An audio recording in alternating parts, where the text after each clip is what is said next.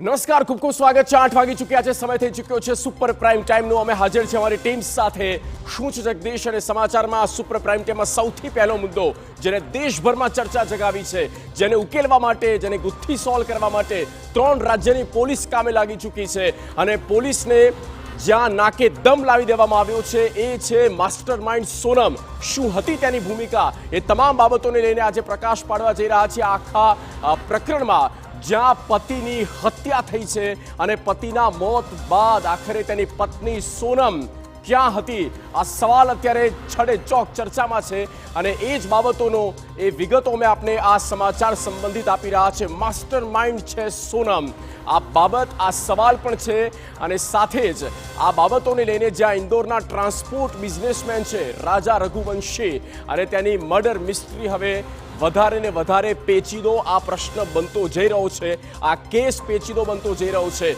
Shillong police એટલે કે જે મેઘાલય સ્ટેટના શિલોંગ શહેરની પોલીસે કર્યો છે એક સૌથી મોટો ઘટસ્ફોટ। આ મેઘાલય પોલીસ દ્વારા જે કરવામાં આવ્યો છે ઘટસ્ફોટ, જેમાં રાજા રઘુવંશીની પત્ની સોનમ રઘુવંશી અને સાથે 4 શંકાસ્પદ એ તમામની પણ ધરપકડ કરવામાં આવી છે। કહીએ તો અટકાયત હાલ તો કરવામાં આવી છે, તેમના નિવેદન લેવામાં આવશે। મેઘાલય, મધ્યપ્રદેશ અને ઉત્તર પ્રદેશની પોલીસ એટલે કે આ 3 રાજ્ય મેઘાલયથી લઈને મધ્યપ્રદેશ સુધી એ તમામ પોલીસ પણ આ કેસને ઉકેલવા માટે મહેનત કરી રહ્યા છે। પોસ્ટમોર્ટમ રિપોર્ટ એ રાજા રઘુવંશી જેની હત્યા થઈ છે એ પતિ રાજા રઘુવંશી જે મધ્યપ્રદેશના રહેવાસી છે મૂળ, અને તેના પોસ્ટમોર્ટમ રિપોર્ટમાં ખુલાસો થયો કે રાજા પર તીક્ષ્ણ હથિયારથી હુમલો કરવામાં આવ્યો। એટલે સ્પષ્ટ બાબત એ સામે આવી કે આ મોત તેની પાછળ ષડયંત્ર છે, કાવતરું છે, હત્યા છે।